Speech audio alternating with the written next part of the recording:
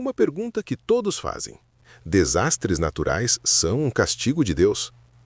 Quando um deslizamento devasta uma cidade, quando um furacão vare comunidades inteiras, quando enchentes levam vidas e deixam famílias sem lar, é quase instintivo que alguém levante a voz e declare: isso é castigo de Deus. Essa afirmação, embora feita com aparente convicção religiosa, resiste ao exame cuidadoso das Escrituras? Um estudo honesto da Bíblia, considerando o contexto de cada passagem, revela uma conclusão surpreendente. Essa ideia não apenas carece de base bíblica sólida, como contradiz o próprio caráter de Deus revelado ao longo de toda a Escritura. O que Jesus disse? A lição da Torre de Siloé. O melhor ponto de partida não é uma teologia elaborada, mas as palavras do próprio Jesus Cristo. Em Lucas capítulo 13, versículos 1 a 5, alguns relataram a Jesus sobre galileus que Pilatos havia matado. Jesus aproveitou a ocasião para corrigir diretamente o pensamento de que sofrimento equivale à punição divina.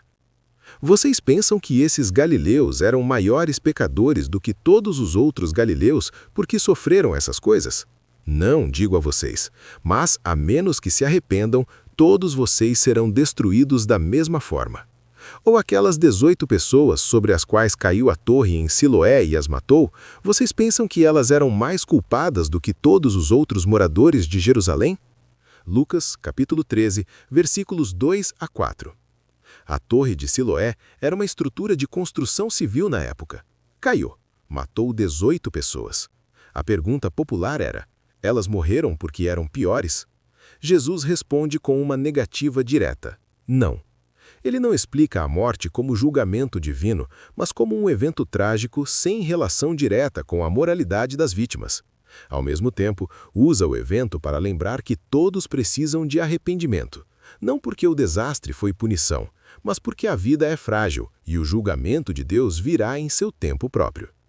Esta é uma das correções teológicas mais claras que Jesus fez durante seu ministério, e ele não poderia ter sido mais direto.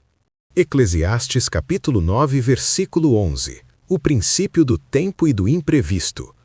O livro de Eclesiastes, sob inspiração divina, oferece uma das explicações mais lúcidas sobre por que coisas ruins acontecem a pessoas que não necessariamente as merecem. Voltei-me e vi que na terra a corrida não é dos ágeis, nem a batalha dos fortes, nem o pão dos sábios, nem a riqueza dos inteligentes, nem o favor dos que têm conhecimento, porque tempo e imprevisto acontecem a todos eles. Eclesiastes capítulo 9, versículo 11, tradução do Novo Mundo. A expressão hebraica usada aqui para imprevisto, pega, transmite a ideia de um acontecimento súbito, inesperado, que não foi ordenado como punição, mas que simplesmente ocorre dentro de um mundo imperfeito e sujeito às leis da natureza. O filósofo e o exegeta bíblico concordam aqui. O texto não descreve um universo moralmente ordenado onde cada desgraça é merecida. Ele descreve um mundo onde estar no lugar errado na hora errada pode custar a vida, independentemente de quem você é. Essa honestidade bíblica é ela mesma reconfortante. A Bíblia não fabrica explicações fáceis. Ela reconhece que vivemos em um mundo que, por causa da imperfeição adâmica, Romanos 5, versículo 12, está sujeito ao acaso, à deterioração e à tragédia. As leis físicas da natureza, placas tectônicas, sistemas climáticos, ciclos hidrológicos, funcionam de forma impessoal. Um terremoto não consulta os registros morais dos moradores antes de acontecer. O coração de Deus, ele não gosta da morte dos ímpios. Aqui chegamos ao argumento mais poderoso de todos. Se Deus estivesse usando desastres naturais para punir os maus, isso implicaria que ele quer vê-los morrer. Mas o que a Bíblia diz sobre isso? Diz o Senhor Jeová: tão certo como eu vivo, não tenho prazer na morte do ímpio, mas em que o ímpio se afaste do seu caminho e continue a viver. Afastem-se, afastem-se dos seus maus caminhos, porque morreriam, ó casa de Israel. Ezequiel, capítulo 33, versículo 11. Esta declaração de Deus a Ezequiel é de uma clareza emocionante. Deus não gosta da morte dos ímpios. Não apenas não a deseja, ele praticamente suplica que se arrependam para que possam viver. Isso é radicalmente incompatível com a imagem de um Deus que envia furacões e terremotos para matar pecadores. O apóstolo Pedro reforça exatamente este ponto. Jeová não é lento em cumprir sua promessa, como alguns consideram lentidão, mas está sendo paciente com vocês porque não quer que ninguém seja destruído, mas quer que todos alcancem o arrependimento. 2 Pedro, capítulo 3, versículo 9. A paciência de Deus é ela mesma uma prova de que ele não está punindo pessoas com catástrofes. Se quisesse destruir os ímpios agora, bastaria fazê-lo. Em vez disso, ele aguarda com longanimidade que se arrependam. Deus não é o autor das tentações e provações. Uma afirmação complementar e essencial vem do apóstolo Tiago. Quando alguém está sendo tentado, não deve dizer, estou sendo tentado por Deus, pois com o mal Deus não pode ser tentado, e ele próprio não tenta ninguém. Tiago 1, versículo 13.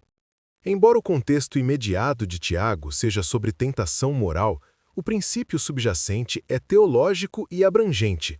Deus não é o agente ativo que coloca provações destrutivas sobre as pessoas como forma de punição no presente. Atribuir a Deus cada catástrofe natural como ato punitivo é, em última análise, fazer de Deus o autor do mal, o que contradiz sua natureza santa. Salmo 92, versículo 15. Deuteronômio, capítulo 32, versículo 4. A filosofia também nos ajuda aqui. O problema do mal, teodiceia, foi debatido por séculos. Leibniz, Agostinho e outros pensadores reconheceram que um Deus perfeitamente bom não pode ser a causa direta e intencional do sofrimento arbitrário.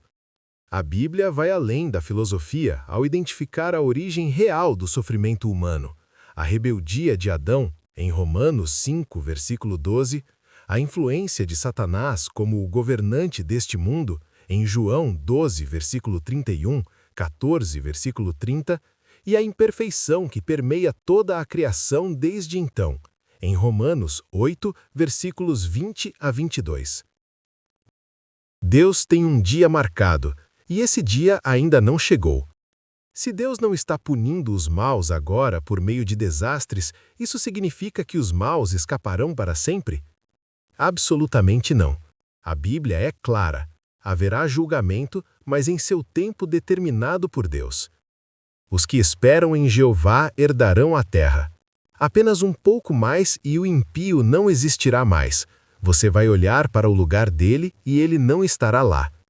Salmo 37, versos 9 e 10. O Salmo 37 é um texto magistral sobre paciência diante da injustiça. Davi, inspirado por Deus, não instrui os fiéis a interpretar cada calamidade como punição divina. Ao contrário, os instrui a aguardar o tempo de Jeová, porque esse tempo chegará de forma justa, ordenada e definitiva. O livro do Apocalipse descreve esse julgamento futuro com detalhes. E eles os reuniram no lugar que em hebraico é chamado Armagedon. Apocalipse, capítulo 16, versículo 16. Armagedon não é um desastre natural aleatório, é um julgamento divino, deliberado, organizado e justo que Deus trará no tempo que Ele mesmo determinou. Em Mateus, capítulo 24, versículo 36. Haverá distinção entre os justos e os injustos. Malaquias, capítulo 3, versículo 18. Não haverá vítimas inocentes sendo varridas junto com os culpados. É um julgamento de precisão soberana, completamente diferente de um terremoto que mata crianças, idosos e fiéis indiscriminadamente. O que então causa os desastres naturais? A Bíblia não deixa um vácuo explicativo. Ela aponta para causas compreensíveis. A imperfeição da criação. Romanos 8, versículos 20 a 22, descreve a criação gemendo, sujeita à futilidade não por vontade própria, mas como consequência da queda. O planeta físico opera em desequilíbrio desde então. Placas tectônicas se movem, sistemas climáticos se desregulam e a natureza geme aguardando a restauração prometida por Deus. A influência de Satanás. O livro de Jó é revelador. Satanás, com permissão divina limitada, causou destruição sobre a família de Jó, incluindo eventos que pareciam naturais, um vento forte que derrubou a casa de seus filhos. Jó, capítulo 1, versículo 19. Satanás é chamado de o príncipe do poder do ar, em Efésios 2, versículo 2, e o Deus deste sistema de coisas, em 2 Coríntios 4, versículo 4. Ele tem interesse em fazer a humanidade sofrer e em fazer a humanidade culpar a Deus por isso. O mau uso humano da criação. A ciência moderna confirma que boa parte das catástrofes climáticas contemporâneas é amplificada pela ação humana. Desmatamento, emissões de carbono, construção em áreas de risco. A Bíblia já previa que o homem arruinaria a terra, em Apocalipse 11, versículo 18. Conclusão. O Deus da Bíblia não envia desastres como punição. Reunindo tudo o que as Escrituras revelam, chegamos a uma conclusão clara e consistente.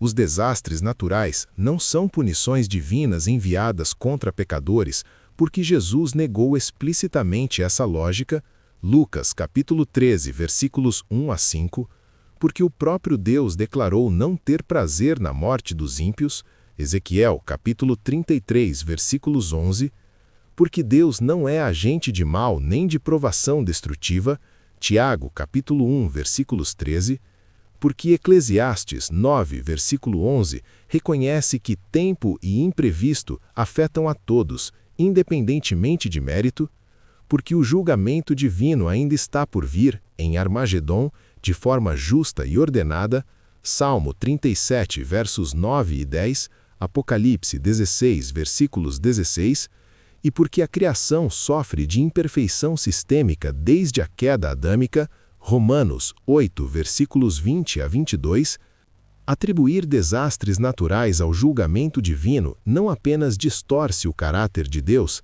transforma-o em um ser arbitrário e cruel. A Bíblia apresenta um Deus que é amor, 1 João capítulo 4, versículos 8, que aguarda com paciência o arrependimento dos pecadores, 2 Pedro capítulo 3, versículos 9, e que no tempo determinado trará uma restauração completa, onde a morte não existirá mais, nem luto, nem clamor, nem dor. Apocalipse 21, versículos 4. Esse é o Deus da Bíblia, e esse Deus não envia furacões para punir cidades. Pois sei os planos que tenho para vocês, diz Jeová, planos de paz e não de calamidade, para dar-lhes um futuro e uma esperança. Jeremias, capítulo 29, versículos 11.